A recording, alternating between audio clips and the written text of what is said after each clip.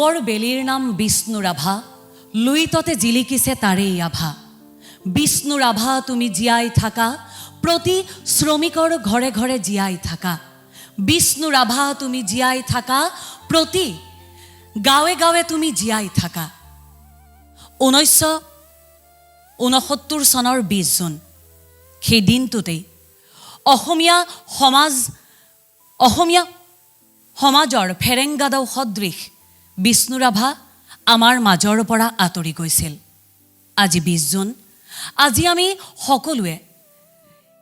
অসমীয়া সমাজৰ বাটকটীয়া সেই মহান শিল্পীজনক এবাৰ মনত পেলাবলৈ খুজিছোঁ, মনত পেলাবলৈ বিচাৰিছোঁ। তেওঁৰ গীত, তেওঁৰ সৃষ্টি, তেওঁৰ বিভিন্ন আদৰ্শগত বিভিন্ন আলোচনাৰ মাজেৰে। নমস্কাৰ, মই মনীষা, আপোনালোকক স্বাগতম জনাইছোঁ আজিৰ আমাৰ বিশেষ অনুষ্ঠান ৰাভাৰ আভালৈ। আজি আমি আমাৰ অনুষ্ঠানলৈ আমন্ত্ৰণ জনাই আনিছোঁ কেইবাগৰাকীও কণ্ঠশিল্পী, এগৰাকী আবৃত্তিকাৰক আমাৰ সৈতে আছে অনেকজন। আমি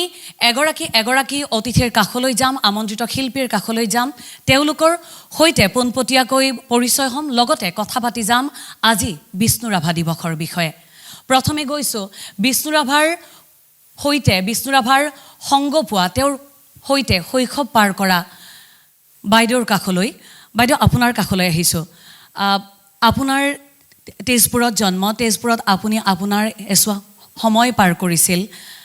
আপোনাৰ বিষয়ে অকণমান, কেনেকৈ আৰম্ভ হৈছিল যাত্ৰা? আপোনাৰ পিতৃ বিশ্বপ্ৰসাদ ৰাভাৰ সৈতে নাটক কৰিছিল, আপোনাৰ মাতৃয়ে তেওঁৰ সৈতে একেলগে যিটো গান গাইছিলে তেওঁৰ সংগত আছিলে।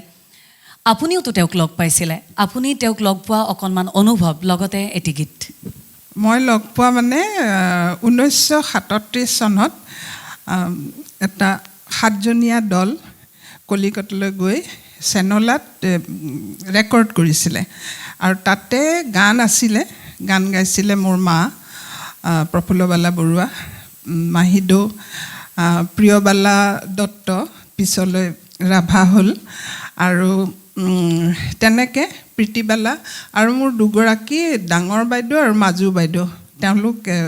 মানে শিশু শিল্পী আছিলে তেতিয়া, আৰু তেওঁলোকে গীত গাইছিলে, যেনে বিলতে হালিছে ইত্যাদিবিলাক দুয়োগৰাকীয়ে গাইছিলে। আৰু মায়ে বিষ্ণু ৰাভাৰ লগত ডুৱেট গাইছিলে, গুৰু মোৰ শংকৰ, নাৱৰ ভৰসা নাইৰে, আৰু চলোও গাইছিলে, তিলাই তিলাই কুৰুৱা বতাহে। সেই ৰেকৰ্ডবিলাক শুনি পেলাই মোৰ জন্মৰ আগৰ 37 চন, তেনেকৈ গানৰ প্ৰতি আকৰ্ষণটো বাঢ়িলে, মায়েও শিকাইছিল। তেনেকৈ বিষ্ণু ৰাভাক দেৱক পাইছিলোঁ, আৰু পিছত তেওঁ পৰিয়ালৰ এজন হ'ল, মোৰ মাহিদৌক বিয়া কৰালে তাতেই। তেওঁ 24 নৱেম্বৰত বিয়া কৰাইছে, আৰু তেওঁৰ টাইফইড হৈছিলে সেইখিনি সময়ত, হৈ পেলাই তেতিয়া টাইফইডটো মানে মানুহ সাধাৰণতে জীয়াই নাথাকে। তেওঁ 22 ডিচেম্বৰত 28 দিনৰ দিনাখন ঢুকালে। সেই তেনেকৈ বিষ্ণু ৰাভা আমাৰ পৰিয়ালৰ এজন ব্যক্তি হৈ পৰিছিল। মহা বুলিও মাতিছিলোঁ, তেওঁ তেতিয়া আহিছিলে আমাৰ ঘৰলৈ, তেনেকৈ পাইছিলোঁ। আৰু মই যেতিয়া বিষ্ণু ৰাভাক পাইছোঁ সেইখিনি সময়ত তেওঁ প্ৰবন্ধ পাতিবিলাক বেছি লিখিছিলে, আৰু 1948 চনত তেওঁ শেষ গানটো লিখিছিল, হে বিপ্লৱী বীৰ অধিনায়কহে, তেওঁ সেই গীতটি লিখিছিল। আৰু তাৰপিছত গানত বিশেষভাৱে পোৱা নাই, কিন্তু আমাৰ ঘৰলৈ আহিছিলে তেওঁ, তেনেকৈ লগ পাইছিলোঁ। এতিয়া আপোনাৰ কণ্ঠেৰে আজি এটি শুনো, তেওঁৰ গীত গাব নে? তেওঁৰে মোৰ মাহিদৌ প্ৰিয়বালা ৰাভা, তেওঁৰ কণ্ঠৰ এটি সেই 37 চনত ৰেকৰ্ড কৰা গীত এটি গাবলৈ লৈছোঁ।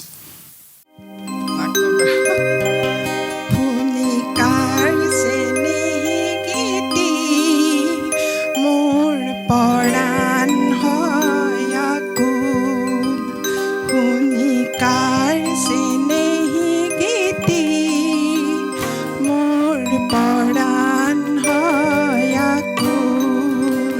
মোৰ হৃদয়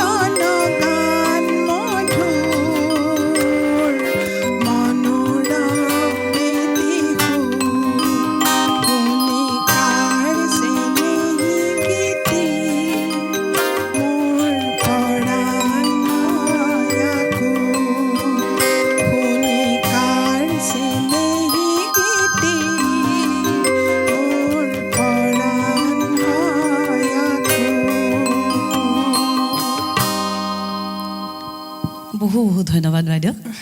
আপোনাক যদি সোধোঁ যেতিয়া আপুনি এই গীতটি প্ৰথম শিকিছিলে যে আপুনি হয়তো শুনিছে লগতে আপুনি লাহে লাহে শিকিছে যে এই গীতটো ময়ো গাম এনেকুৱা সেই কথাখিনি অকণমান মনত পৰে নেকি ৰেকৰ্ডৰ পৰা শিকিছোঁ ৰেকৰ্ডখিনি আছিলে ৰেকৰ্ড কৰাৰ পিছত আহি পেলাই বিষ্ণুৰাভাদেৱে আমাৰ তাতে গ্ৰামফোনত শুনিছিলে গানবিলাক আৰু সেই ৰেকৰ্ডৰ পৰা হেৰি কৰিছোঁ শিকিছোঁ কথাখিনি পাইছোঁ বহীত লিখা আছিলে কিন্তু সুৰটো ৰেকৰ্ডৰ পৰা শিকিছোঁ বহুত ধন্যবাদ এইবাৰ আমি যাবলৈ বিচাৰিছোঁ ইন্দ্ৰজিৎ দাসৰ কাষলৈ ইন্দ্ৰজিৎ দাস এগৰাকী আবৃত্তিকাৰ আৰু আজি ইন্দ্ৰজিৎ দাসৰ পৰা আমি শুনিম সংগ্ৰামী সত্তা সেই বিষ্ণুৰাভাৰ কিছু কথাৰ আবৃত্তি যে সেই বিষ্ণুৰাভা বুলি ক'লে প্ৰকৃততে আমি কাক বুজোঁ বিষ্ণুৰাভা অসমীয়াৰ সমাজৰ এনে অভ্যাস হ'ব লাগিছিল যি আমাৰ মনে মগজুৱে অহৰহ থাকিব লাগিছিল তেনেবোৰ কথাও আজি আমি পাতিম কিয়নো কথাবোৰ কেতিয়াবা নিশ্চয়কৈ পাতিব লাগিব যিবোৰ কথা আমি বছৰেকত পাতিব লাগিছিল হয়তো আটাইবোৰ দিন পাতিবলৈ আমি আমাৰ ব্যস্ততাৰ মাজৰ পৰা ক'ৰবাত পাহৰি গৈছোঁ ক'ৰবাত আঁতৰি গৈছোঁ কিন্তু এই কথাবোৰো আজি আমি পাতিম আবৃত্তিৰ মাজেৰে পাতিম বিভিন্ন গানৰ মাজেৰে ইন্দ্ৰজিৎ দাসৰ কাষলৈ আহিছোঁ ইন্দ্ৰদা ধন্যবাদ মনীষা আসলতে বিষ্ণুৰাভা বুলি ক'লে আমি শৈশৱৰ পৰাই আমাৰ অসমখন আমি জ্যোতি বিষ্ণুৰ দেশ বুলিয়ে জানো পাৰ্বতী প্ৰসাদৰ ঠাই বুলিয়ে জানো ভূপেন হাজৰিকাৰ ঠাই বুলিয়ে জানো গতিকে প্ৰথম আমি শৈশৱতে দেখা সেই নিৰ্বিকাৰ এখন মুখ সেই ছবিখন তেখেতৰ সেই ছবিখনে যেন যদিও নিৰ্বিকাৰ যেন লাগে কিন্তু সেই ছবিখনে যেন আমাক বহুত কথা কৈ থৈ যায় তেখেতৰ সেই অভিব্যক্তিৰ মাজত যেন বহু তেখেতৰ চিন্তা তেখেতৰ আদৰ্শ আমি ফুটি উঠা দেখিবলৈ পাওঁ আৰু বিষ্ণুপ্ৰসাদ ৰাভাৰ যিটো চিন্তা আমাৰ কলা সংস্কৃতি সাহিত্য প্ৰতিটো দিশতে তেখেতৰ অৱদান আমি স্বীকাৰ কৰিবই লাগিব ক্ৰীড়াৰ ক্ষেত্ৰতো যদি খেলুৱৈ হিচাপেও আমি বিষ্ণুপ্ৰসাদ ৰাভাৰ কথা আমি জানো আৰু আটাইতকৈ ভাল লাগিছে যে আমাৰ কাৰণে এটা দুৰ্ভাগ্য যে আমি তেনেকুৱা ব্যক্তিত্বক তেখেতসকলৰ আমি সান্নিধ্য পোৱা নাই কিন্তু এটা ভাল লাগিছে যে মই আজি ৰবি সিংহ বাইদেউৰ কাষত বহি আছোঁ তেখেতৰ পৰিয়ালৰ তেখেতে মহা বুলি মাতিছিল গতিকে বিষ্ণুপ্ৰসাদ ৰাভাদেৱক লগ পোৱা তেখেতৰ পৰিয়ালৰ বুলি দাবী কৰিব পৰা ৰবি বাইদেউৰ কাষত যেতিয়া বহি আছোঁ অন্ততঃ আমাৰলৈ কিবা তেখেতে পোৱা সান্নিধ্যৰ যেন কিবা অলপ আমালৈ চিটিকনি হ'লেও আহিছে গতিকে সেই কথাটো আমি অনুভৱ কৰিছোঁ আৰু বিষ্ণুপ্ৰসাদ ৰাভাদেৱক বা জ্যোতিপ্ৰসাদ আগৰৱালাদেৱক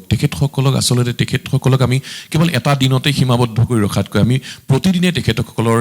গীত তেখেতসকলৰ কবিতা তেখেতসকলৰ নাটক এই সকলো চৰ্চা যদি কৰি থাকোঁ তাৰ মাজেৰে তেখেতসকলৰ যিটো চিন্তা সেই চিন্তাৰ এটা আভাস আমি পাবলৈ সক্ষম হ'ম আৰু এইটো প্ৰয়োজন কাৰণ কলাগুৰু বিষ্ণুপ্ৰসাদ ৰাভাদেৱে সাম্যবাদী চিন্তাৰ কথা কৈছিলে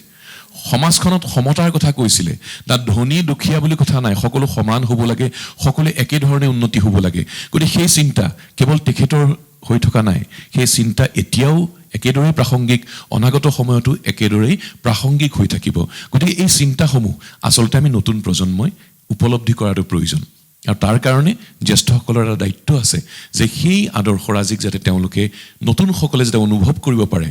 তেওঁলোকক তাৰ চৰ্চাৰ মাজত সোমাই ৰখাটো খুব প্ৰয়োজন কবিতাৰ কথা কৈছে কবিতা মই মনত ৰাখিব নোৱাৰোঁ বহুত ক্ষেত্ৰত মই পাঠ কৰিব বিচাৰিছোঁ যদি সময় হয় মই এটা কবিতা পিছত পাঠ কৰিম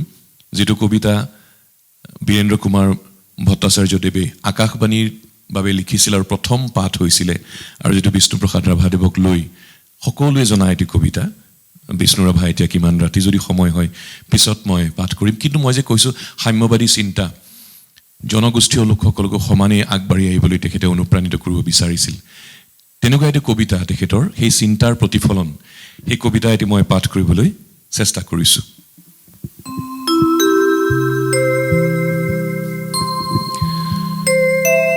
tribal jag tribal Tribal, Jag tribal, Jag tribal. Tiagi ঘুমতি তোৰ কৌতিকলীয়া অতীত গৰিমা তোৰ পাহৰাই নিয়া নয়ন কুসুম পাহিমেল চাই ল এবাৰ এই নতুন পৃথিৱী পোহৰাই ৰাঙে সৌ ন কালৰ ৰবি তিমিৰ বিদাৰী নতুন যুগৰ নানা নতুন বাতৰি চাহ চাহ চকুটোৰ মেল জাগ ট্ৰাইবেল জাগিব লাগিব তই কছাৰী মিকিৰ খাচী ৰাভা গাৰো মিৰি কুকি নগাবীৰ জাগিব লাগিব তই কছাৰী মিকিৰ খাচী ৰাভা গাৰো মিৰি কুকি নগাবীৰ খামটি মিচি মিয়াবৰ লালুং লুচাই চিংফৌ চিনটেং মণিপুৰী তাই টিপ্ৰা ডিমাচা অকা দফলা ককাই চুতীয়া মদাহী দেউৰী তুতুলা কোচ হাজং বৰাহী জাগিব লাগিব তই জাগ ল সোৱাগ ভাগ পাতিব লাগিব নৱমেল জাগ ট্ৰাইবেল জাগ জাগ ট্ৰাইবেল সৰলা অবলা হোজা ট্ৰাইবেল নাৰী নাথাকিবি তয়ো পিছ পৰি তয়ো আজি জাগ বুকুত মেথনি মাৰি তয়ো বাঢ় আগ তয়ো বাৰু ল সোৱাগ ভাগ নতুন যুগৰ পাতমেল জাগ ট্ৰাইবেল জাগ পুৰণি আদিম অসমীয়া ট্ৰাইবেল নাৰী শুৱনীয়া মনত পৰেনে সেই কেঁচুৱা কালৰ আদিম যুগৰ গুচি গ'ল কিমান ৰঙালী বিহু বহাগী ৰাঙলী মোহনীয়া অসমীক কৰি ৰাংঢালি লগে লগে চলি থাকে কালৰ ৰথৰ চকা ঘূৰি গ'ল কত লাখ লাখ বছৰ বাগৰি জনহীন হাবি বননিৰে ভৰা অসমৰ বুকুত আছিল নানা পশু ফুৰি চৰি বৰ বৰ ভয়াল ভীষণ সিহঁতৰ সতে কৰি ৰণ তোৰ কত অঙহী বঙহী গ'ল মৰি জহি জাগ ট্ৰাইবেল জাগ জাগ ট্ৰাইবেল জাগ জাগ ট্ৰাইবেল জাগ এই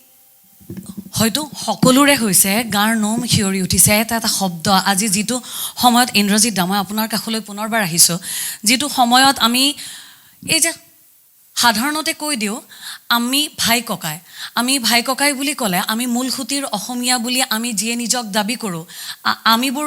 হৈ যাওঁ সদায় জ্যেষ্ঠজন তেওঁলোক আমাৰ ভাই সেই ধাৰণাটোৰ পৰা কিমান মুক্ত আছিল বিষ্ণু ৰাভাৰ এটা শব্দ তেওঁৰ সেই চিন্তা আপুনি এই যে বৰ্তমান সমাজ ব্যৱস্থাত চলি আছে এই সংকীৰ্ণতা এই জাতি বৰ্ণৰ এই বিচ্ছিন্নতাবাদী মনোভাৱবোৰৰ বিৰুদ্ধে কি এক শক্তিশালী শব্দ আছিল তেওঁৰ আপুনি এই মুহূৰ্তত ক'বলৈ কি বিচাৰে সংকীৰ্ণতা বুলি কোৱাৰ লগে লগে আমি ঠেক কথাটো বুজি পাওঁ ঠেক মানে আমি পথটো যদি ঠেক বুলি কওঁ সৰু পথটো নহয় জানো ঠেক হৈ যায় বহল হৈ যোৱাৰ লগে লগে সুচল হৈ যায় গতিকে ঠেক কোনো কথাই আচলতে কেতিয়াও সমাজখনক আগুৱাই লৈ যাব নোৱাৰে সকলো বহল হ'ব লাগিব উদাৰ হ'ব লাগিব আমি খিলঞ্জীয়া বুলি দাবী কৰোঁ খিলঞ্জীয়া কেৱল আমিয়েই নে যিসকল জনগোষ্ঠীয় লোক আছে তেওঁলোকক খিলঞ্জীয়া আমি কেৱল আমাৰ কথাটোকে ধৰি থাকিলে নহ'ব আমি তেওঁলোকৰ সৈতে সমিল মিলি আগুৱাব লাগিব তেওঁলোকৰ চিন্তা চৰ্চাক আমি অনুধাৱন কৰিব লাগিব আমি কেৱল আপোনালোক আমি ভাই ককাই বুলি কৈ দিলেই নহ'ব আমিনো কিমানজনে তেওঁলোকৰ কৃষ্টি সংস্কৃতি শিকিবলৈ চেষ্টা কৰিছোঁ কেতিয়াবা এখন প্ৰতিযোগিতাত আমি কিবা এটা নৃত্য কৰিব লাগে কাৰণে তেওঁলোকৰ নৃত্যটো শিকিছোঁ নে তেওঁলোকৰ সেই নাচ তেওঁলোকৰ খাদ্যাভ্যাস তেওঁলোকৰ কথা বতৰা তেওঁলোকৰ ভাষাটোক কেতিয়াবা আমি শিকিবলৈ যত্ন কৰিছোঁ নে আমি কেতিয়াবা নমস্কাৰ বুলি কৈ থকাৰ লগতে আমি কেতিয়াবা খুলুম্বাই বুলি কৈছোঁনে এই কথাবোৰ আচলতে ল'ব লাগিব আমি যদি ইজনে সিজনৰ চিন্তা চৰ্চাক আঁকোৱালি ল'ব নোৱাৰোঁ কেৱল এদিন আমি কথা পাতিলে সেইটো নহ'ব গতিকে সেইকাৰণেই আমি কওঁ যে বৰ্তমান সময়তো সংকীৰ্ণতা পাহৰি আমি উদাৰ মনেৰে আগুৱাব লাগিব সকলো লগে ভাগে আগুৱাব লাগিব আমি অকলেই কেতিয়াও উন্নতিৰ বাটলৈ যাব নোৱাৰোঁ যদিহে আমি একেলগ হৈ এটা পৰিয়াল হৈ আগনাবাঢ়োঁ সেইটোৱে চিন্তা আৰু বিষ্ণুপ্ৰসাদ ৰাভাদেৱে সকলোকে সমিল মিলেৰে আগুৱাবলৈ কৈছিল জনগোষ্ঠীয় নাৰীসকলকো কৈছে তোমালোকেও আগবাঢ়ি আহাচোন তোমালোকেও এবাৰ মূৰ তুলি চোৱাচোন গতিকে সকলোকে আচলতে এই আহ্বানটো অনাগত সময়তো এই চিন্তা প্ৰাসংগিক হৈ থাকিব মই সেইটোৱে অনুভৱ কৰিছোঁ নিশ্চয়কৈ আহিছোঁ এতিয়া আমি আকৌ গান শুনিম আৰু লগতে কথা পাতিম প্ৰশান্ত ৰাজখোৱাৰ কাষলৈ আহিছোঁ আৰু যিহেতু আপোনাৰ কণ্ঠেৰে যি শুনে সকলোৱে কয় আনকি আমাৰো মনত সেই একেটাই কথা প্ৰশান্ত দাই যেতিয়া বিষ্ণুৰাভা সংগীত গায় জ্যোতি সংগীত গায় তাৰ সৈতে ন্যায় কৰে সেই কথাটোৱে বিভিন্নজনে কয় আজি আপোনাক আমাৰ অনুষ্ঠানলৈ মাতি আনি আমাৰো ভাল লাগিছে আজি আপুনি প্ৰথমে কোনটো গীত শুনাবলৈ বিচাৰিব আচলতে ধন্যবাদ আজি এই বিশেষ দিনটোত আমাক আমন্ত্ৰণ কৰি অনাৰ বাবে কাৰণ যদিও আমি ব্যক্তিগতভাৱে বিভিন্ন অনুষ্ঠান প্ৰতিষ্ঠানত এইবিলাক গীত পৰিৱেশন কৰি থাকোঁ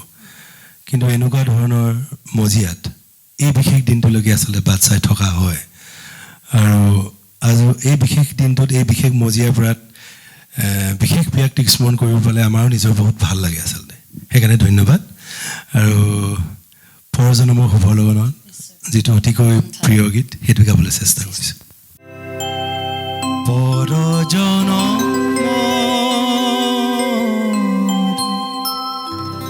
শুভ লগনত যদিহে আমাৰ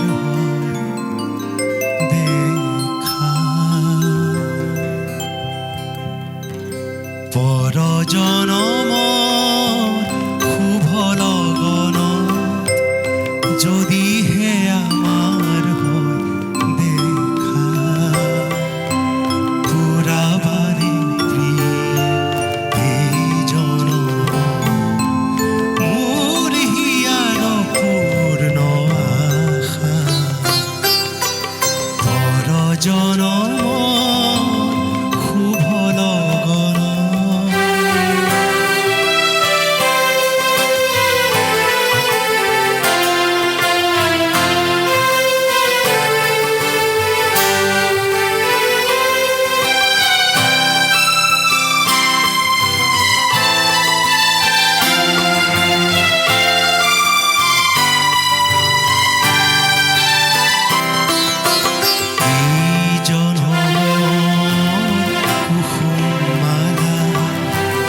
যতনে তুমি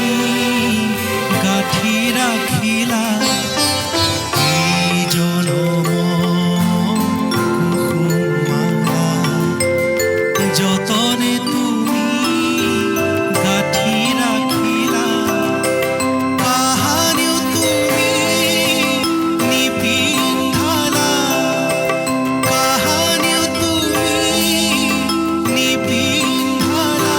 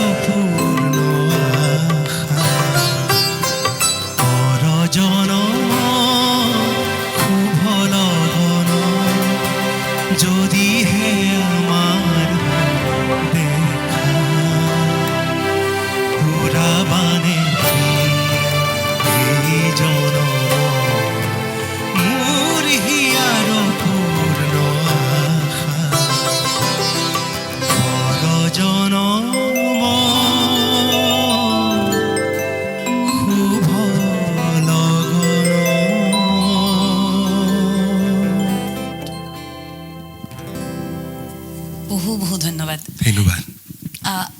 এই কথা মই আৰম্ভণিতেও কৈছিলোঁ যে বিভিন্ন মহলত চৰ্চা হয়, বিভিন্নজনে পাতে, যিয়ে পাতে, যে প্ৰশান্ত ৰাজখোৱাই যেতিয়া বিষ্ণু ৰাভা সংগীত গায়, যদি সংগীত গায়, তেতিয়া সেই গীতটোৰ সৈতে তেওঁ ন্যায় কৰে। এই কথাটো হয়তো আপোনাৰ এই যে এটা এটা শব্দ, এটা এটা সেই যে সুৰৰ মালিতাই আপোনাৰ প্ৰকাশ কৰে, যিহেতু পৰজনমৰ শুভ লগনত আপোনাৰ কণ্ঠত ভাল লগা এটা গীত, বিভিন্নজনে শুনি ভাল পায়। ইয়াৰ আগতো আপোনাক আমাৰ বাহিৰত কৈ আছিলে ইন্দ্ৰদাই যে এইটো তুমি গাবই লাগিব। এই গীতটোৰ আঁৰৰ কথাখিনিৰ কথাও অকণমান পাতিব লাগিব। আপুনি কি ক'ব বিচাৰিব? চাওক, আঁৰৰ কথাখিনি শুনা কথা হয়। বা পঢ়িবলৈ পোৱা কথা, আৰু যিহেতু এই গীতটিৰ লগত প্ৰিয়বালা ৰাভাৰ সম্পৰ্ক আছে, গতিকে ৰবি বাইদেউ এই ক্ষেত্ৰত বেছি ভালকৈ ক'ব পাৰিব। নিশ্চয়কৈ। ৰবি বাইদেউ, আপোনাৰ কি ক'বলগীয়া? এই যে পৰজনমৰ শুভ লগনত গীতটি, তেওঁৰ প্ৰথমা পত্নী আৰু নাই, বিয়োগ ঘটিলে, তাৰ পিছত এই গীতটো, আৰু আজি তেওঁক আমাৰ লৈ পেলাই লিখিছিলে গীতটি। তেওঁৰ মৃত্যুত তেওঁ কাতৰ হৈ পৰিছিলে, তেতিয়াই লিখা এটি গীত। সেইকাৰণে ইমান অন্তৰস্পৰ্শী গীতৰ কথাই হওক, সুৰেই হওক, যিয়ে গায়, যেতিয়াই গায়, সেই পৰিৱেশটোত মানুহক এবাৰ হ'লেও বুকুত খুন্দিয়াই থৈ যায়। আৰু এটা লিখিছিল লগতে, কিবা যেন নাই আজি কিবা নাই। যেন নাই এই আজি দুটি গীত প্ৰিয়বালা ৰাভাৰ মৃত্যুৰ পিছত লিখিছিলে, মৃত্যুৰ সময়ত। আপোনাৰ পৰা আকৌ কথা শুনিম। অকণমান আমি ক্ৰান্তিকাৰ কাষলৈ যাওঁ। ক্ৰান্তিকাৰ নতুন প্ৰজন্মৰ কণ্ঠশিল্পী। ক্ৰান্তিকাৰ যিবোৰ গীতৰ চইচৰ কথা কিছু সময় পূৰ্বে আমাৰ এই গোটেই অনুষ্ঠানটোৰ যিয়ে চাই আছে, জুমিবায়ো কৈ আছিল যে ক্ৰান্তিকাৰ গীতৰ চইচবোৰ খুব ভাল লগা হয়, আৰু ক্ৰান্তিকাক হয়তো মই শৈশৱৰ পৰা দেখিছোঁ, কাহিলীপাৰাত ঘৰ। কাহিলীপাৰাৰ জটীয়া যিখন LP স্কুল আছিল, তাত বিষ্ণু ৰাভা দিৱস হয়, আৰু সেই বিষ্ণু ৰাভা দিৱসৰ অনুষ্ঠান আগতে সমগ্ৰ কাহিলীপাৰা অঞ্চলটোৰ বাবে এক উৎসৱমুখৰ পৰিৱেশ আছিল। এতিয়া লাহে লাহে সেই অনুষ্ঠানটোৱে নোহোৱা হৈ গ'ল। তাৰপিছত গৰমৰ বন্ধত পতা হৈছিল, গৰমৰ বন্ধৰ পৰা পিছুৱাই গ'ল, এতিয়া আৰু নাই। এতিয়াও হয়, কিন্তু সেই অনুষ্টুপীয়া হৈ গৈছে। যিটো আগৰ আমি সৰু থকাৰ পৰা যেনেকৈ পাই আহিছিলোঁ, সকলো ল'ৰা ছোৱালীৰ যিটো এটা এক্টিভ পাৰ্টিচিপেশ্যন বুলি কয়, সেইটো হয়তো কোনোবাখিনিত কমিছে, কিন্তু হৈ আছে বুলি শুনিছোঁ মই। লাহে লাহে অনুষ্টুপীয়া হৈ আহিছে। ক্ৰান্তিকাৰ মুখেৰেও আমি বিভিন্ন কথা শুনিম, কিন্তু তাৰ লগতে ক্ৰান্তিকাৰ আজিৰ অনুষ্ঠানৰ প্ৰথম গীতটো শুনো। হয়, আচলতে মই ইয়াত আচলতে গোটেইকেইজনতকৈ মই কনিষ্ঠ। মই কথা কোৱাৰ ধৃষ্টতা আচলতে কৰিবই নালাগে ইয়াত। তথাপিও জ্যেষ্ঠসকলৰ পৰাই শুনিছোঁ যে অসমীয়া সংগীতৰ হয়তো শ্ৰেষ্ঠ তিনিটা ৰোমেণ্টিক গীত বুলি যদি কওঁ, প্ৰেমৰ গীত বুলি যদি কওঁ, তিনিওটি বিষ্ণুপ্ৰসাদ ৰাভাৰ সৃষ্টি। পৰজনমৰ, লগন উকলি গ'ল আৰু নাহৰ ফুলে নোখোৱায়। গতিকে এটি গীত দাদাই গালে,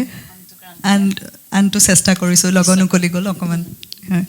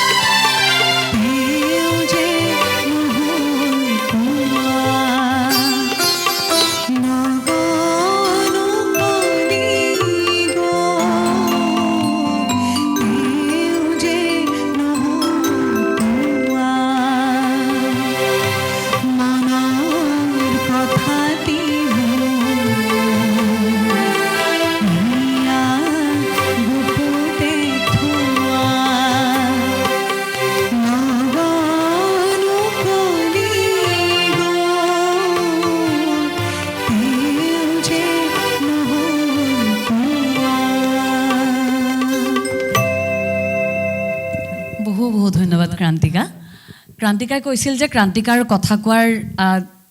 সাহস নকৰে তেওঁ, কিন্তু ক্ৰান্তিকা যেতিয়া সেই গীতবোৰ আমি গাবলৈ শিকিছিলোঁ, কথাবোৰ ভাবিবলৈ শিকিছিলোঁ, বিষ্ণু ৰাভাক জানি জানিয়ে এইটো শিকিছিলোঁ। কিন্তু এই যে গীতবোৰ, এই যে কথাবোৰ আমি মানুহৰ মাজলৈ লৈ যাব লাগে, সেই কথা আমি বহুবাৰ কওঁ, বিভিন্ন ঠাইত কওঁ। হয়তো আমাৰ হাতত যুক্তিৰ বাবে দিবলৈ এনে আছেও সুযোগ যে হয়, আজিও বিষ্ণু ৰাভা সংগীত প্ৰতিযোগিতা হয়, বিষ্ণুপ্ৰসাদ ৰাভাৰ নামত 20 জুনৰ দিনটোত ৰচনা প্ৰতিযোগিতা হয়, কিন্তু সেইখিনিয়ে একেবাৰে উঠি অহা প্ৰজন্মৰ মাজলৈ এই গীতবোৰ, এই অনুভৱবোৰ, তেওঁৰ কথাবোৰ, তেওঁৰ আদৰ্শবোৰ লৈ যোৱাৰ বাবে এইখিনিয়ে বাৰু সকলো হ'ব জানো? নতুন হিচাপে কি ভবা যায়? মই ভাবোঁ আমি কোনোবাখিনিত সেই বিশেষ দিন দুটাত সীমাবদ্ধ হৈ আছোঁ। হয়, আমি 20 জুনত বা জানুৱাৰীৰ এই দুটা দিনত, 31 জানুৱাৰী, এই দিন দুটাতেই আমি যেনেকৈ আমি বিষ্ণু ৰাভাক এই দুটা দিনত মনত পেলাওঁ, জ্যোতিপ্ৰসাদ আগৰৱালাক 17 জানুৱাৰী, 17 জুন, এনেকৈ এই দিনকেইটাতে আমি আবদ্ধ হৈ আছোঁ। আজি কেইদিনমান আগত পাৰ্বতী প্ৰসাদ বৰুৱাদেৱৰ দিনটো পাৰ হৈ গ'ল, তেওঁক সেইদিনা আমি মনত পেলালোঁ। গতিকে কিয় আমি অন্য দিনত তেওঁলোকক চৰ্চা কৰিব নোৱাৰোঁ নেকি? বা অন্য সময়ত তেওঁলোকৰ গীতসমূহ, বা অকল বিষ্ণুপ্ৰসাদ ৰাভাৰ অকল গীত বুলিয়েই নহয়, তেওঁ এজন আজি আমি সহজ ভাষাত যিটো অলৰাউণ্ডাৰ বুলি কওঁ, মানে অলৰাউণ্ডাৰ শব্দটো আচলতে তেওঁৰ কাৰণে অতি মানে এটা সাধাৰণ শব্দ হ'ব। এনে এজন প্ৰতিভাৱান ব্যক্তিৰ তেওঁৰ কবিতাখিনি, তেওঁৰ অন্য ৰচনাসমূহ, তেওঁৰ গীতসমূহ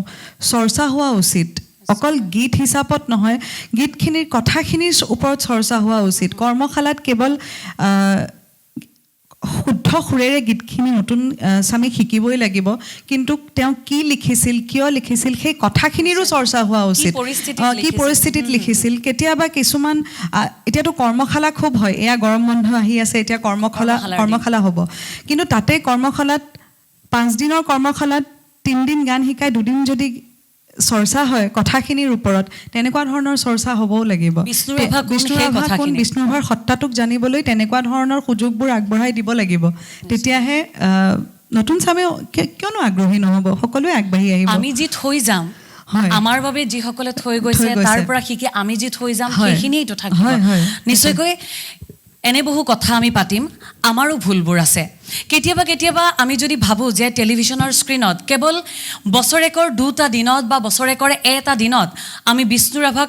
মনত পেলাই কেতিয়াবা গীত গাওঁ, কেতিয়াবা তেওঁৰ কবিতা আবৃত্তি কৰোঁ, কেতিয়াবা তেওঁৰ নাটক সন্দৰ্ভত কথা পাতোঁ, তেওঁৰ ৰাজনৈতিক মতাদৰ্শগত চিন্তাবোৰৰ কথা পাতোঁ, কিন্তু সেই কথাবোৰৰ এটা দিনৰ পৰা আঁতৰি 365 দিনেই পতাৰ সুযোগটো ক'তো হোৱা নাই। কিয় হোৱা নাই, সেই কথাবোৰো কিন্তু আজিৰ সময়ছোৱাত ভাবিবলগীয়া কথা। এইবাৰ আমি যাবলৈ বিচাৰিছোঁ আমাৰ আন এগৰাকী আজিৰ অনুষ্ঠানৰ কণ্ঠশিল্পী, তেওঁ আমাৰে সতীৰ্থ সাংবাদিক কৰ্ণাঞ্জয় কৌশিক। কৰ্ণাঞ্জয়ৰ কাষলৈ গৈছোঁ। কৰ্ণাঞ্জয়, আজিৰ এই মুহূৰ্তত কাম বহুত কৰি থকা হয়। এই অলপ আগলৈকে কৰ্ণাঞ্জয়ে বাতৰিৰ কামে কৰি আছিলে। কৰ্ণাঞ্জয়ে বিষ্ণুপ্ৰসাদ ৰাভাৰ নিউজো লিখি আছিলে অলপ আগলৈকে। এই মুহূৰ্তত কোনটো গীত গোৱা হ'ব? তেওঁক স্মৰণ কৰি মই তেখেতৰ এটি গীত, মোৰ কবিতাৰ ছন্দ লাগে।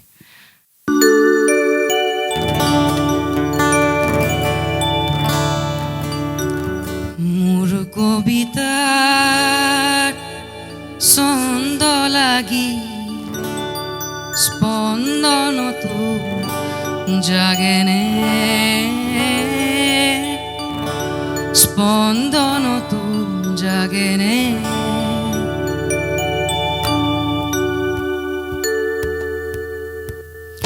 মোৰ কবিতাৰ ছন্দ লাগি স্পন্দনতো জাগেনে, স্পন্দনতো জাগেনে, কথা মালিতাৰ গন্ধ লাগি পুনৰ সপোন ভাগেনে, ভাগেনে, ভাগেনে,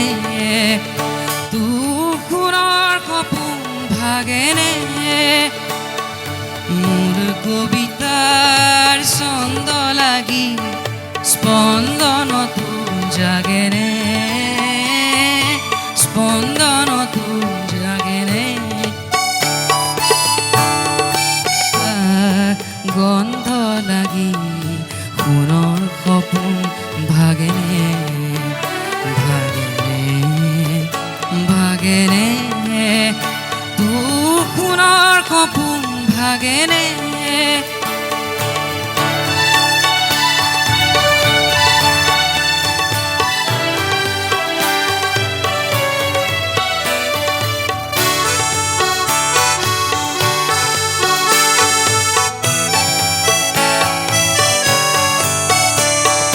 নাচে তোৰা সন্দে সন্দে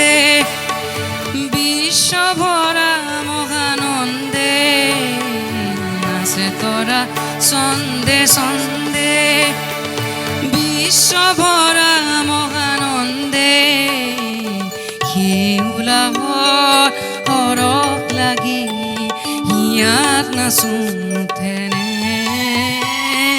হিয়াত নাচোঁথেনে কথা মালি তাৰ গন্ধ লাগি সোণৰ সপোন ভাগেনে ভাগেনে ভাগেনে তোৰ সোণৰ সপোন ভাগেনে মোৰ কবিতাৰ ছন্দ লাগি স্পন্দনতো জাগেনে স্পন্দনতো জাগেনে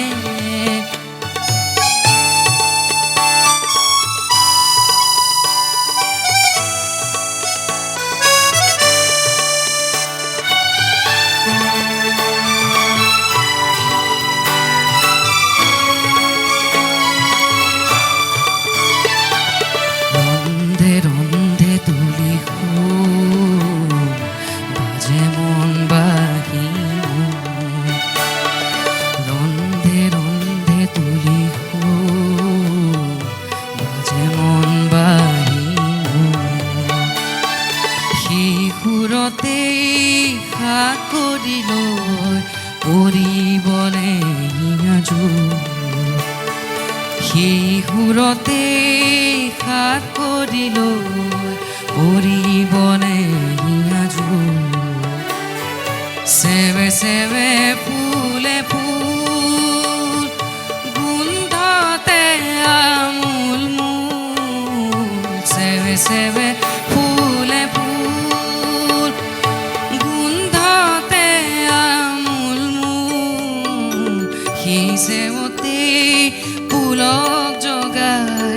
এবাৰ হিয়াই নাচেনে এবাৰ হিয়াই নাচেনে কথা মালি তাৰ গন্ধ লাগি সোণৰ সপোন ভাগেনে ভাগেনে ভাগেনে তোৰ সোণৰ সপোন ভাগেনে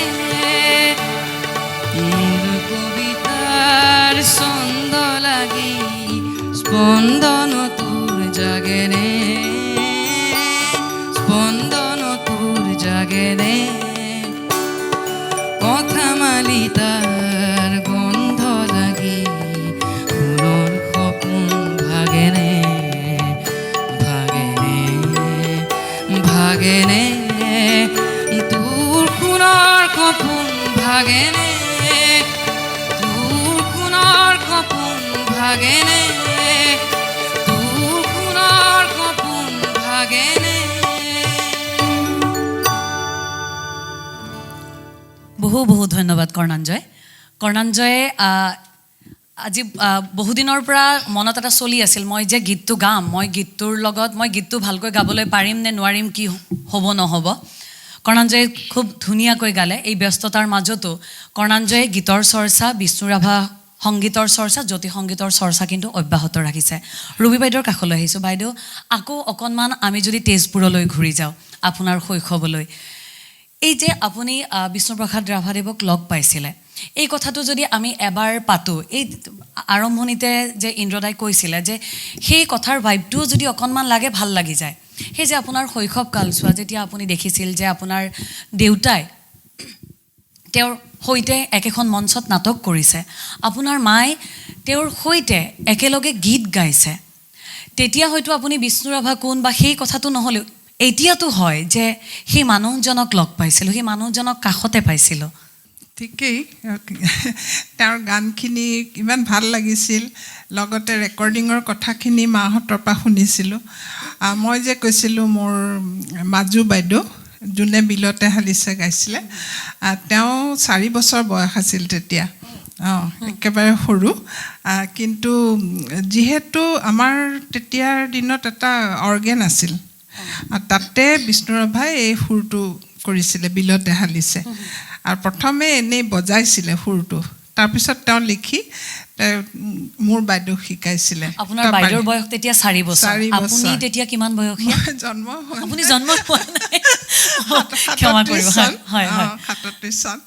তাৰপিছতে যেতিয়া ৰেকৰ্ডিং হৈছে তেতিয়া মানে বাইদেউৰ বাৰে বাৰে হুহুৰি মাৰিছে চা সেইটো হুহুৰি মাৰিছে চা বুলি কৈ থাকে তাৰপিছতে তেতিয়াৰ যিটো ৰেকৰ্ডিং ৰেডিঅ'ৰ নিচিনা ওৱান ট্ৰেক এটা ভুল হ'লে গোটেইখিনি আকৌ প্ৰথমৰ পৰা কৰিব লাগে মাহঁতেতো ৰেকৰ্ডিঙৰ কাৰণে মানে ৰেকৰ্ড কৰিবৰ কাৰণে ৰৈ আছে তাৰপিছত বাৰে বাৰে ভুল হয় খুব খং উঠিছে বাহিৰত মানে শুনি আছে যেতিয়া চবৰে খং উঠিছে আৰু মানে পাৰা নাই বুলি কিন্তু বিষ্ণুৰাভা মানে ইমানেই মানে তেওঁ সহ্যশীল আৰু তেওঁ কিন্তু কৈছে পাৰিবি মা তই গা আকৌ গা তই পাৰিবি শেষত গৈ সুহুৰিটো ওলালগৈ আৰু তেনেকুৱা কথাবিলাক গল্পৰ নিচিনাকৈ মাহঁতৰ মুখত শুনিছিলোঁ খুবেই ভাল লাগিছিলে সেইকাৰণে শুনি ৰস পাইছিলোঁ আৰু তাৰপিছতে তেওঁতো মাজে মাজে আহি থাকে যিহেতু তেওঁৰ সেইটো বৰ দুখৰ কথা কাৰণ 28 দিনৰ দিনাখন মোৰ মাহীদেউ ঢুকাইছে হেৰি 24 নৱেম্বৰত বিয়া হৈ তাৰপিছত 22 ডিচেম্বৰত ঢুকাইছে আৰু তেওঁলোকে গোটেই দলটো লৈ পেলাই গৈছিলেতো তাতে থাকি ৰেকৰ্ড কৰিছিলে আৰু জন্মাষ্টমী বিহুৱতী এইবিলাক পালা ৰেকৰ্ড বুলি কয় সেইবিলাক কৰিছিলে তাৰপিছতে গানখিনিতো আছিলেই খুহুতীয়া কিছুমান আছিলে পুৱাৰামৰ বিয়া বিভ্ৰাট এনেকুৱা ধৰণৰ খুহুতীয়াও আছিলে যাওঁতে গোটেইখিনি গৈছে আহোঁতে এগৰাকী নাই বৰ দুখত আহিছিলে আৰু মাহঁতে আৰু তেওঁতো খুবেই দুখিত হৈছিলে আৰু সেইকাৰণে গানকেইটা লিখিছিল সেইখিনি সময়ত আৰু বিয়াও তেওঁ তাৰপিছত বহুত দিনৰ পিছত বিয়া পাতিছে তেনেকুৱা এতিয়া যদি আপোনাক কওঁ বাইদেউ আপোনাৰ প্ৰিয় আপোনাৰ ভাল লগা বিষ্ণুৰাভা সংগীত এতিয়াৰ যিকোনো এতিয়া আপুনি যদি এই মুহূৰ্তত গুণগুণাই গায় ভাল লাগে মোৰ সেই 4 বছৰীয়া বাইদেউজনীৰ গান এটা গাব খুজিছোঁ নিশ্চয়কৈ ৰ'দালিয়ে ৰ'দে ৰ'দে সোণৰেনো ছটিয়াই দে ৰ'দালিয়ে ৰ'দে ৰ'দে সোণৰেনো ছটিয়াই দে নানা ফুলে তুলি আজলি আজলি ভৰাই সোণৰ থালতে নানা ফুলে তুলি আজলি আজলি ভৰাই সোণৰ থালতে ৰ'দালিয়ে ৰ'দে ৰ'দে সোণৰেনো ছটিয়াই দে আলি কাটি জ্বলি দিম বৰ পীৰা পাৰি দিম তাতে বহি বহি ৰ'দে আলি কাটি জ্বলি দিম বৰ পীৰা পাৰি দিম তাতে বহি বহি ৰ'দে নানা ফুলে তুলি আজলি আজলি ভৰাই সোণৰ থালতে ৰ'দালিয়ে ৰ'দে ৰ'দে সোণৰেনো ছটিয়াই দে আলি কাটি জ্বলি দিম বৰ পীৰা পাৰি দিম তাতে বহি বহি ৰ'দে আলি কাটি জ্বলি দিম বৰ পীৰা পাৰি দিম তাতে বহি বহি ৰ'দে নানা ওচৰতে বহি বহি ধৰণী সোণৰ কৰি দে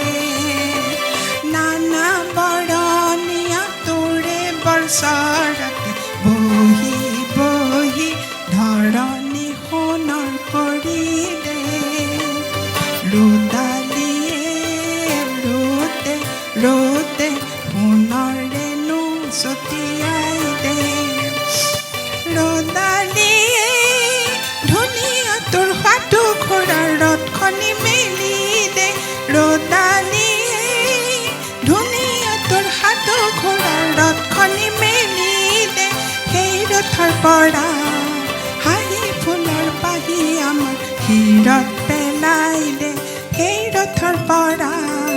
হাঁহি ফুলৰ পাহি আমাৰ হীৰত পেলাই দে ৰোদালিয়ে ৰোতে ৰোতে সোণৰেনো ছটিয়াই দে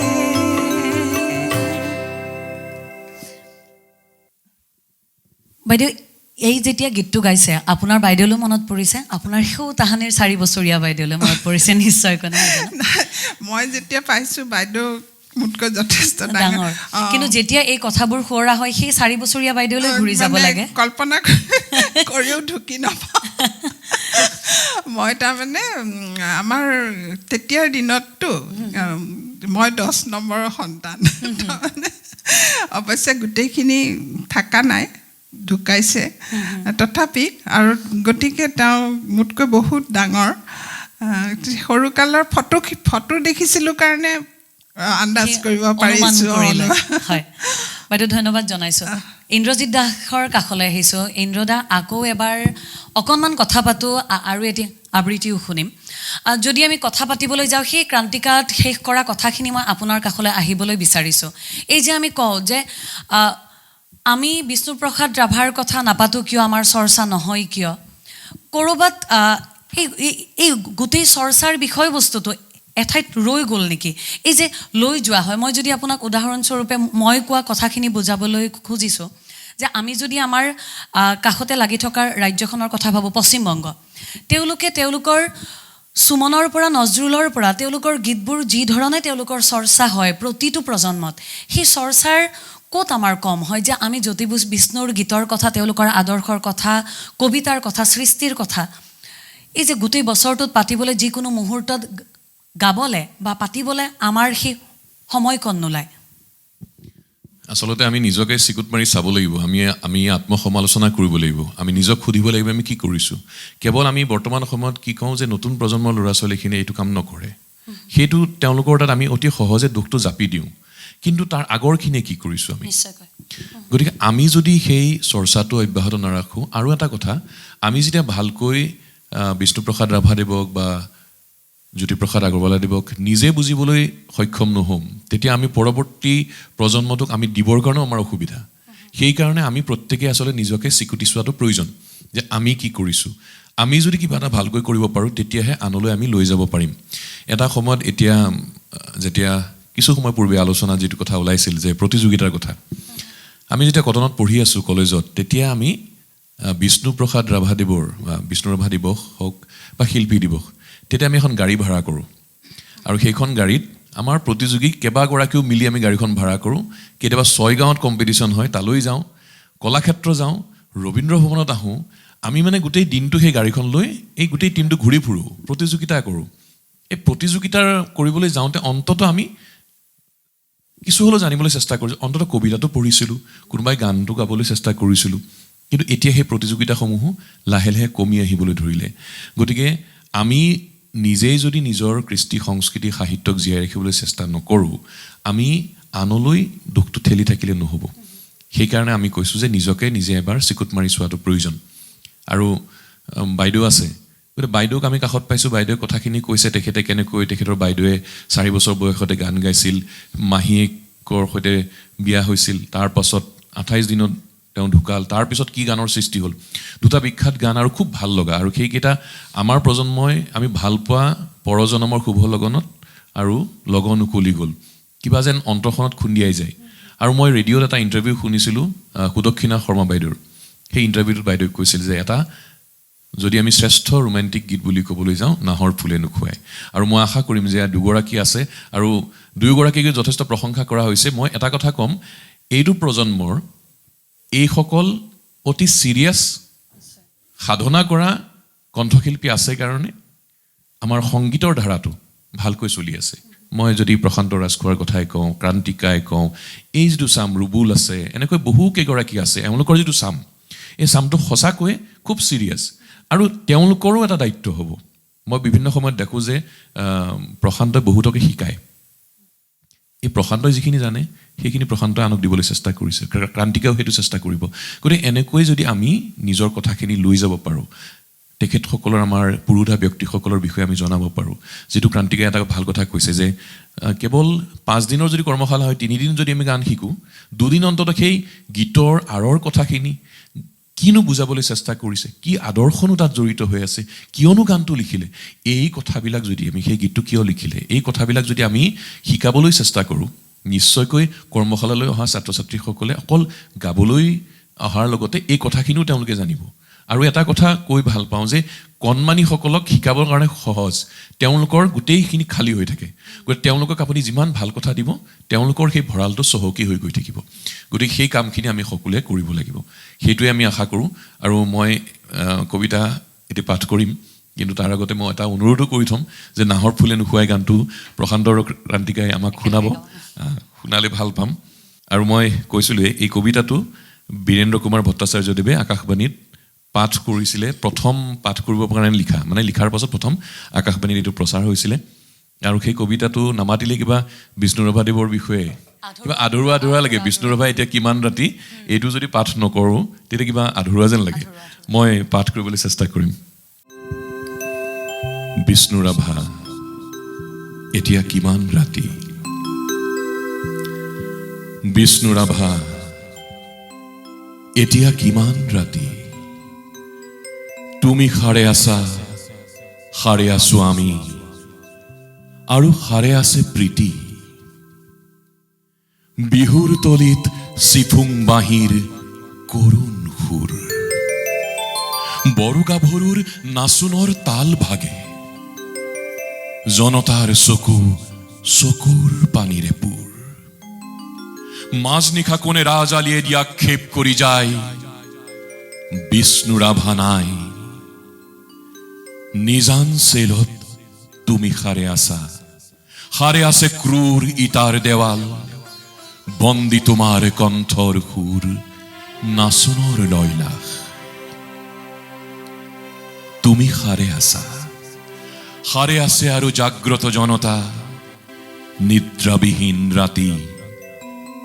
বিষ্ণুৰাভা এতিয়া কিমান ৰাতি বিহু পথাৰত ৰৈ আছো আমি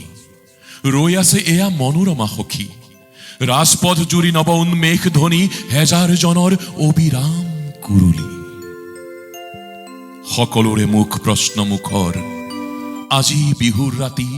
কাৰাগাৰৰ দ্বাৰ কেতিয়া মুকলি হ'ব বন্দী সৃষ্টিয়ে কেতিয়ানো প্ৰাণ পাব প্ৰাণহীন আজি গীত মাত সুৰ প্ৰাণহীন বিহুতলি বন্দী শিল্পীৰ বেদনাত জাগে ৰঙা জীৱনৰ উন্মাদনা সঁচা আবেগৰ ৰোল মাজনিশা কোণে মৰিশালি জুৰি চিঞৰি উঠে কল্লোল বন্ধু জীৱনৰ কল্লোল দাস কেপিটেল 11 পৃষ্ঠা বাকি মাজনিশা কোন ত্ৰিনয়নে পঢ়ে পোহৰ পোহৰ উদয়াচলত ৰবি নৱজীৱনৰ প্ৰৱেশ দ্বাৰত ইতিহাস ৰল সাক্ষী বিষ্ণুৰাভা আকৌ তুলিকা লোৱা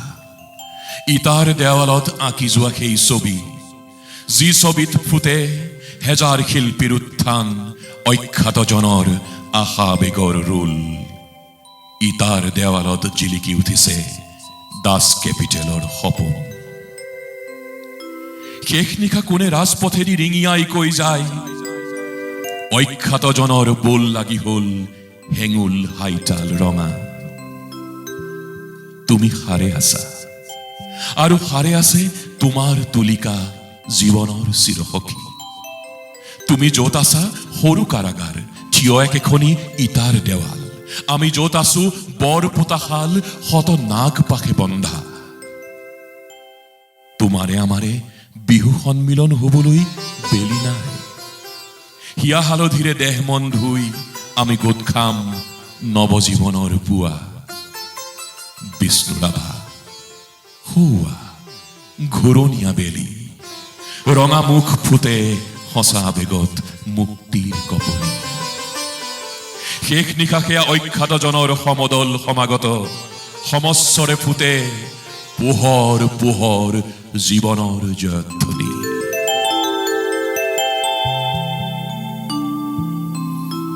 ধন্যবাদ আমি গৈছোঁ প্ৰশান্ত ৰাজখোৱাৰ কাষলৈ তেওঁৰ কণ্ঠেৰে শুনিম আন এটি বিষ্ণুৰাভা সংগীত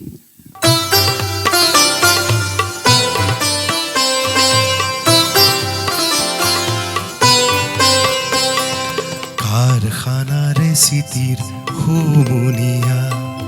কলৰ ঘৰ ঘৰণি বুকু কপোৱা কাৰখানাৰে চিতিৰ হুমুনিয়া কলৰ ঘৰ ঘৰণি বুকু কপোৱা শুনি শুনি কাঁহৰ মাত কঠুৱা শুনি শুনি কাঁহৰ মাত কঠুৱা কান্দে দুখীয়া বনোৱা কান্দে দুখীয়া বনোৱা কাৰখানাৰে চিতিৰ হুমুনিয়া কলৰ ঘৰ ঘৰণি বুকু কপোৱা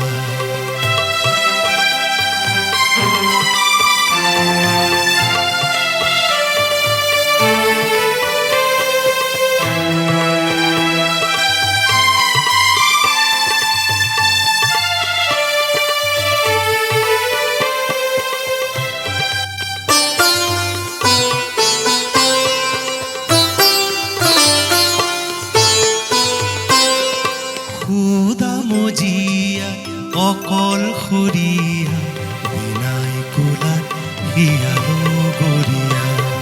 খুদা মজিয়া অকলশৰীয়া বিনাই কোলাত হিয়ালো গৰিয়া পুৱাই লঘোণ ভাত নাই কিয়া পুৱাই লঘোণ ভাত নাই কিয়া হায় হায় হায় দূৰ কপলীয়া হায় হায় হায় দূৰ কপলীয়া কান্দে দুখীয়া বনোৱা কান্দে দুখীয়া বনোৱা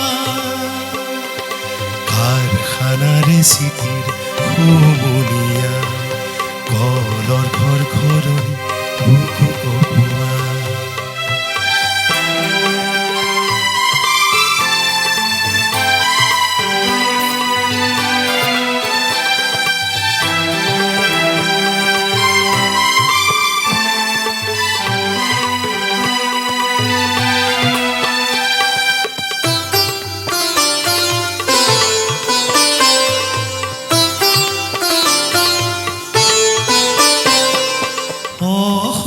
জীৱন উতি ভাহি যোৱা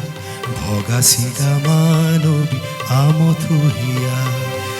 অসহ জীৱন উতি ভাহি যোৱা ভগা চিগা মানৱী আমথুহিয়া শ্ৰম কৰিও খাবলৈ নোহোৱা শ্ৰম কৰিও খাবলৈ নোহোৱা আলৈ বিলৈ হোৱা সজোৱা আলৈ বিলৈ হোৱা সজোৱা কান্দে দুখীয়া বনোৱা কান্দে দুখীয়া বনোৱা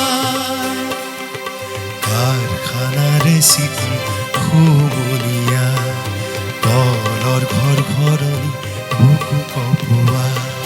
শুনি শুনি কাঁহৰ মাত পঠোৱা শুনি শুনি কাঁহৰ মাত পঠোৱা কান্দে দুখীয়া বনোৱা কান্দে দুখীয়া বনোৱা কান্দে দুখীয়া বনোৱা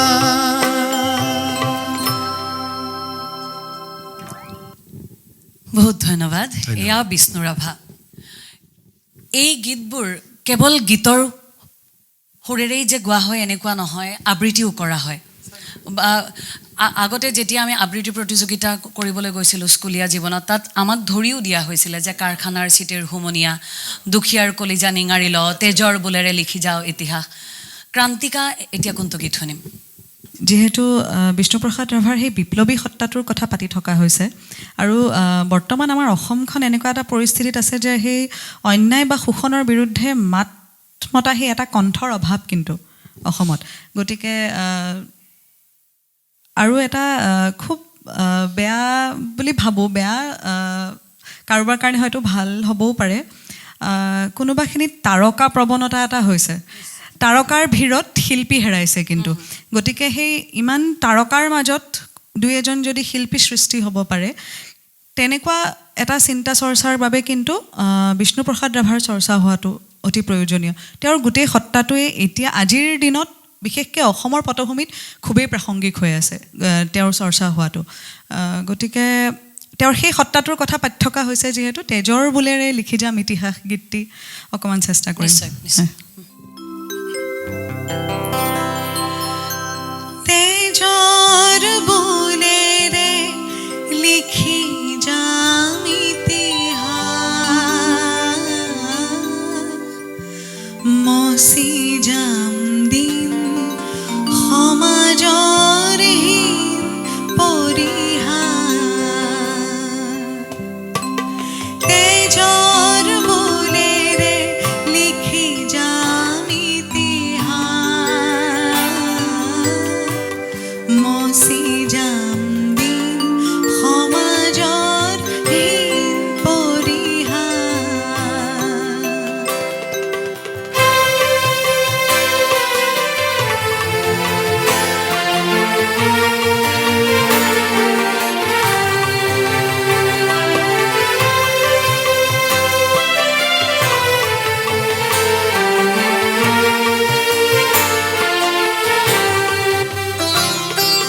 কত শহীদৰ দুখৰ জীৱনী লিখা কত ব্যথিতৰ বেদনাৰ ছবি অঁকা কত শহীদৰ দুখৰ জীৱনী লিখা কত ব্যথিতৰ বেদনাৰ ছবি অঁকা পৃথিৱী চিৰমুকতি পথৰেখা ৰচি যাম বহু শোষিতৰ আহুতা ৰচি যাম বহু শোষিতৰ আহুতা তেজৰ বোলেৰে লিখি যাম ইতিহাস মচি যাম দিন সমাজৰ হীন পৰিহাস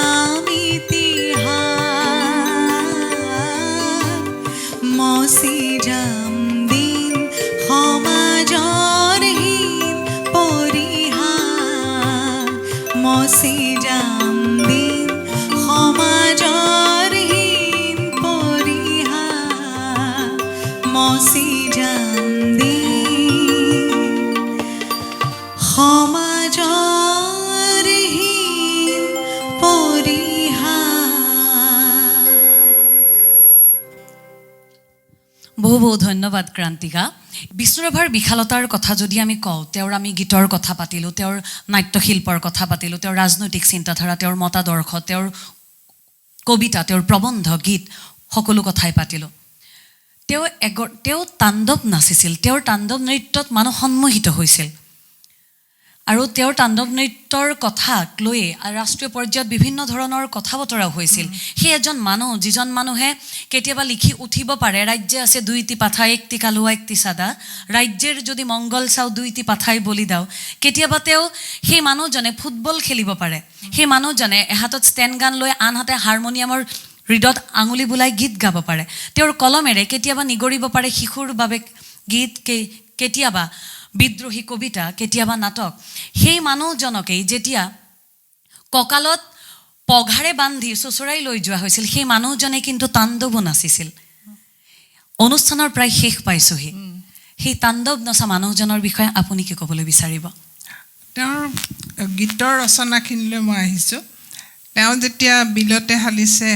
ধুনীয়া পদুমী, বিল, পদুম, পখিলা তেনেকুৱা বিষয়বস্তু লৈ পেলাই তেওঁ সেই শিশু গীতটি ৰচনা কৰিছিল আৰু সেই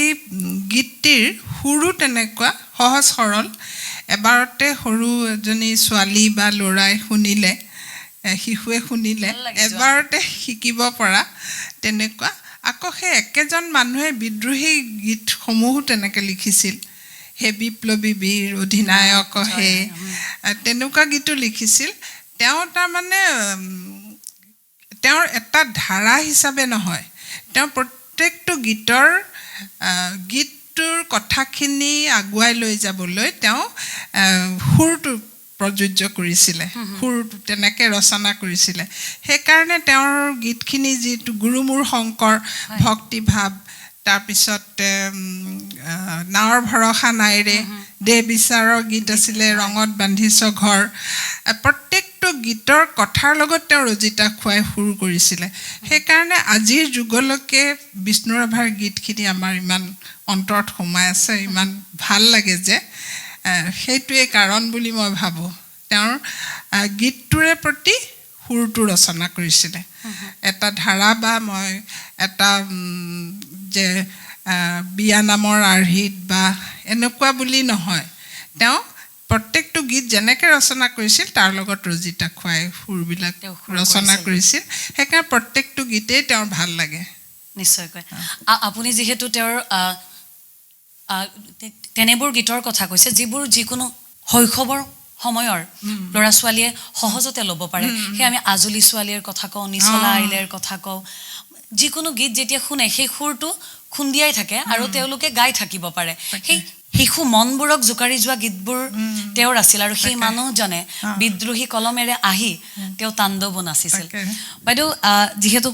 সময় প্ৰায় শেষ হৈ আহিছে, বিদ্ৰোহী মানুহজনৰ কথা পাতিলোঁ। আমি আৰম্ভণিতে সেই ৰোমান্টিক মানুহজনৰ কথাৰে আৰম্ভ কৰিছিলোঁ। আকৌ এবাৰ প্ৰশান্ত ৰাজখোৱা আৰু ক্ৰান্তিকা চান্দিলৰ কাষলৈ যাওঁ, তেওঁলোকৰ পৰা শুনো। যিহেতু নাহৰ ফুলে নোখোৱাৰ কথা চলি আছে, আমি আপোনালোকৰ দ্বৈত কণ্ঠত একেলগে নাহৰ ফুলে নোখোৱাই গীতটো শুনো।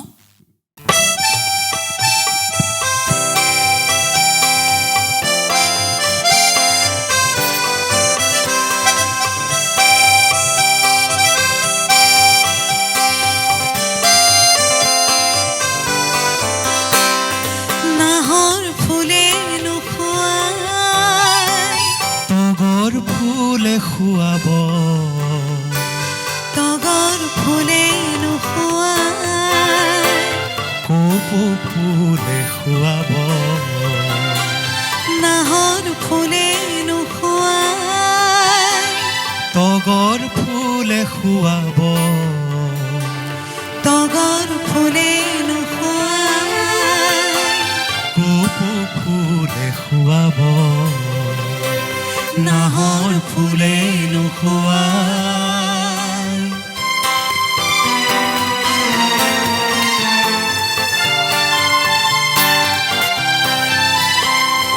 কপৌ ফুলে নোখোৱাই যদি ঘৃণা খপাতে মোৰ, হিয়া ফুলে পাৰি দি গুজি খোপাতে মনোহৰ কপৌ ফুলে নোহোৱাই যদি ঘৃণা খোপাতে মোৰ হিয়া ফুলে পাৰি দিম গুজি খোপাতে মনোহৰ নাহৰ ফুলে নোহোৱাই তগৰ ফুলে খুৱাব তগৰ ফুলে নোহোৱাই কপৌ ফুলে খুৱাব নাহৰ ফুলে নোখোৱাই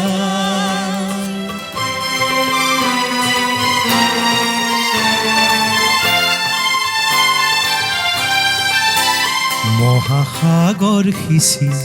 আনি সাত মানি কৰে ধন মেঘৰ বুকু ফালি ছিঙিম বিজুলীৰ ফুল সোৱন মহাসাগৰ সিঁচি আনি সাত মানি কৰে ধন মেঘৰ বুকু ফালি ছিঙিম বিজুলীৰ ফুল সোৱন মানিক ফুলে নোহোৱাই যদি হাত খৰিতে মোৰ হিয়া ফালি পিন্ধা তেজাল পোৱাল মণি মোৰ মানিক ফুলে নোহোৱাই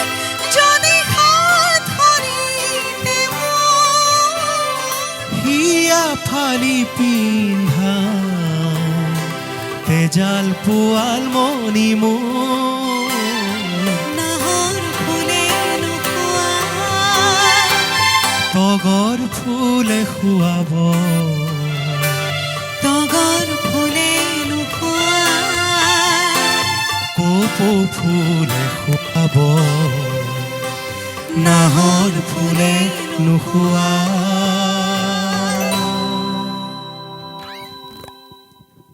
অশেষ ধন্যবাদ জনাইছোঁ আপোনালোকক যিহেতু আজি আমি কথা পাতিছিলোঁ বিষ্ণুপ্ৰসাদ ৰাভাৰ সৈনিক শিল্পী বিষ্ণুপ্ৰসাদ ৰাভাৰ কলাগুৰু বিষ্ণুপ্ৰসাদ ৰাভাৰ 500 বিঘা মাটি খেতিয়কক দান কৰি কাৰ্পেটৰ পৰা ঘাঁহনিক নিজৰ জীৱন বুলি বাছি লোৱা সেই বিষ্ণু ৰাভাৰ কথাৰ বিষ্ণু ৰাভাক শৈশৱতে লগ পোৱা তেওঁক সান্নিধ্য পোৱা এগৰাকী মানুহৰ সৈতে আমি কথা পাতিছিলোঁ আবৃত্তিকাৰৰ সৈতে আমি গান শুনিছিলোঁ কণ্ঠশিল্পীৰ এয়া আজিৰ দিনটোৰ চমু কথা আৰু আজি আমি ধন্যবাদ জনাইছোঁ আপোনালোক আটাইকে আপোনালোকৰ এই বহুমূলীয়া ব্যস্ততাৰ পৰা সময় উলিয়াই আমাৰ কাষত লৈ আহিছে ৰুবি সিংহ বাইদেউ আপোনাক অশেষ ধন্যবাদ ইন্দ্ৰজিৎ দাসদা আপোনাকো অশেষ ধন্যবাদ জনাইছোঁ প্ৰশান্ত ৰাজখোৱালৈ অশেষ ধন্যবাদ জনাইছোঁ ভগ্নী সমক্ৰান্তিকা চান্দিললৈ আৰু ধন্যবাদ জনাইছোঁ আমাৰ মোৰ সতীৰ্থ সাংবাদিকলৈ কৰ্ণাঞ্জয় অহৰহ আমাৰ চিঞৰ বাখৰ চলি থাকে আজি কৰ্ণাঞ্জয় এজন বাদ্যযন্ত্ৰীৰ ৰূপত আৰু কণ্ঠশিল্পীৰ ৰূপত ধন্যবাদ জনাইছোঁ আমাৰ দুই বাদ্যযন্ত্ৰীক আপোনালোকৰ বহুমূলীয়া সময় আমাক আজিৰ বাবে দিয়া লগতে বেকষ্টেজত থকা সকলোলৈ ধন্যবাদ কিয়নো ৰাভাৰ আভাৰ অনুষ্ঠান আমি ইমানতেই সামৰণি মাৰিম আৰু তাৰ পূৰ্বে যিহেতু আমি বিষ্ণুপ্ৰসাদ ৰাভাৰ কথা কৈছোঁ তেওঁৰ বিভিন্ন গীতৰ কথা পাতিলোঁ শেষত আহ্বান এটাই যেনেকৈ আমি কথা পাতোঁ তেনেকৈ আমি শংকৰ মাধৱৰ পৰা আৰম্ভ কৰি জ্যোতি বিষ্ণু পাৰ্বতী প্ৰসাদ বৰুৱা ফণী শৰ্মা অম্বিকা গিৰি ৰায়চৌধুৰী হৈ আমি প্ৰত্যেকৰে কথা পাতিব লাগিব চৰ্চাত থাকিব লাগিব তেহে হয়তো বছৰৰ মাত্ৰ এটা দিনৰ 1.5 ঘণ্টা বা 90 মিনিটত যদি আমি বিষ্ণু ৰাভাৰ কথা পাতোঁ সেই কথা অনাগত প্ৰজন্মৰ বাবে অগ্ৰজৰ বাবে যে পৰ্যাপ্ত নহয় সেই কথা আমিও পাব লাগিব বুজি গতিকে চৰ্চা অব্যাহত থাকক শেষ কৰিবলৈ বিচাৰিছোঁ আজি ৰাভাৰ আভাৰ অনুষ্ঠান সৈনিক শিল্পীৰ কেইটামান শব্দেৰে তেওঁৰ ভাং ভাঙেৰে ভাং ভাং ভাং ভাং লোহাৰ শিকলি সিং সিং সিং সিং সিং দাহৰ বান্ধন সিং খোল খোল খোল খোল কাৰাৰ ফাতে খোল ভাং ভাং দুৱাৰৰ দাং শুন হোৱা শুন শুন খহিছে ৰণবিষাণ মুক্ত আকাশটোৰে দীপ্ত ৰঙা নিচান ৰক্তেৰে ৰঞ্জিত সুৰু যুদীয়মান সোণ মুকুতিৰ তুৰ্যৰ আহ্বান হালোৱা সজোৱা হেৰ মজুৰ কিষাণ মুক্তিমান মুক্তিমান মুক্তিমান। এয়া ৰাভা। যেতিয়ালৈকে অসম থাকিব, যেতিয়ালৈকে অসমীয়া থাকিব, তেতিয়ালৈকে পূবৰ বেলিৰ নাম হৈ থাকিব বিষ্ণু ৰাভা। প্ৰতি কৃষকৰ ঘৰে ঘৰে জীয়াই থাকিব বিষ্ণু ৰাভা।